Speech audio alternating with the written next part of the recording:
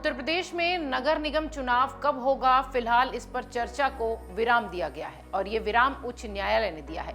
Court में पक्ष और विपक्ष दोनों की तरफ से काफी गहमागहमी के बाद फिलहाल इस चुनाव को कराने के लिए टाल दिया गया है। हालांकि इस साल यूपी में नगर निगम चुनाव होना ही है, ये तय है।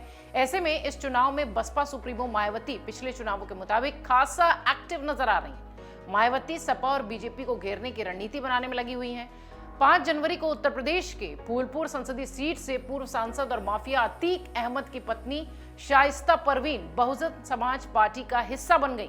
इसके साथ ही वो यूपी के प्रयागराज में मेयर चुनाव के लिए पार्टी की उम्मीदवार भी घोषित कर दी गई। इस रिपोर्ट में हम आपको बताते हैं कि क्या मायावती ने अतीक अहमद को माफ कर दिया। मायावती अतीक अहमद से इतनी चिढ़ती क्यों रही हैं? क्या है गेस्ट हाउस का वो पूरा कांड? क्या गेस्ट हाउस कांड में अतीक अहमद का हाथ था? क्या अतीक अहमद ने गुनाहों को मायावती ने नजरअंदाज कर दिया? ये सारे सवाल आपको जरूर आपके जहन में आ रहे होंगे इस खबर के बाद, लेकिन ये सारे सवालों के जवाब हम आपको देंगे अपनी इस रिपोर्ट में।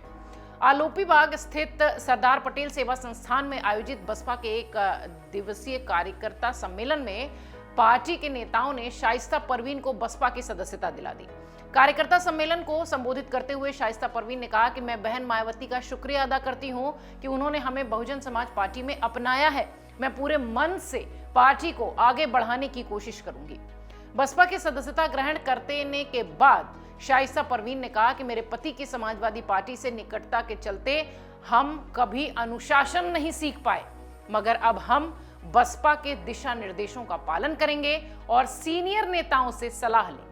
मेरे पति हमेशा दलितों का सम्मान करते थे और बसपा में शामिल होना चाहते थे, लेकिन कुछ नेताओं ने उन्हें दूर रखा था। अब मैं जल्द ही बसपा प्रमुख से लखनऊ में जाकर मुलाकात करूंगी। ये सारी बातें अतीक अहमद की पत्नी ने कही।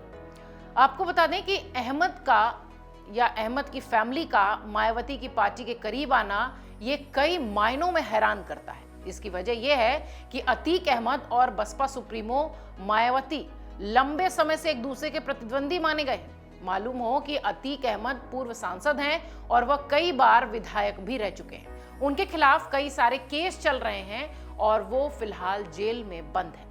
अब बात करते हैं कि शाइस्ता के आने से कैसे बसपा और सपा की जो मजबूती है वो होगी और बीजेपी को किनारा किया जा सकेगा। उत्तर प्रदेश में 2017 और 2022 के चुनाव में बीजेपी ने बैक टू बैक जीत हासिल की है। सपा जहां कुछ हद तक मजबूत नजर आती है, वहीं बसपा मानो राजनीतिक गुमनामी में चली गई है। बीएसपी चीफ मायावती के साथ ही 2017 के बाद से इलाहाबाद पश्चिम से 5 बार विधायक रहे अतीक और उनके परिवार का दबदबा काफी समय से कम होता दिख रहा है। ऐसे में शाइस्ता का बसपा में शामिल होना दोनों खेमों को मजबूत करता दिखाई पड़ता है। एक समय था जब मायावती का उत्तर प्रदेश पर शासन चलता था। उन दिनों इलाहाबाद के आसपास के इलाकों में अतीक अहमद का भी बोलबाला था। इसी दौरान 1995 में गेस्ट हाउस कांड हुआ था, जिसने यूपी की सियासत को लंबे समय तक प्रभावित किया। दरअसल मायावती लखनऊ में एक गेस्ट हाउस में बैठक कर रही थी। इसी बीच वहां सपा कार्यकर्ता आ पहुंचे और उन्होंने कमरे में तोड़फोड़ शुरू कर दी। एसपी के वर्कर्स पर मायावती को गाली देने और उनके साथ दुर्व्यवहार करने का भी आरोप लगा था। इस घटना के बाद बसपा और सपा के रिश्ते कई साल तक बिगड़े ही रहे। गेस्ट हाउस कांड के आरोपियों में से एक अतीक अहमद भी थे, जो उस समय समाजवादी पार्टी का हिस्सा थे।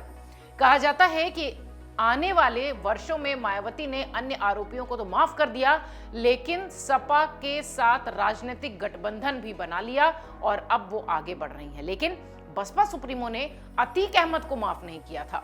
वह जब सत्ता में आई अतीक अहमद के खिलाफ एक्शन लेती रही। लेकिन ये जो अभी खबर आई है कि अतीक अहमद की पत्नी बसपा में शामिल हो चुकी हैं, इसका ये मायने निकाला जा सकता है कि राजनीति में ना ही कोई परमानेंट दोस्त होता है और ना ही कोई परमानेंट दुश्मन। डाउनलोड करें अमर उजाला ऐप और पाएं खबरें लगातार। अगर आप ये वीडियो YouTube पर देख रहे हैं तो हमारे चैनल को सब्सक्राइब करें और बेल आइकन को दबाना ना भूलें। अगर आप Facebook पर ये वीडियो देख रहे हैं तो हमारे पेज को लाइक करें।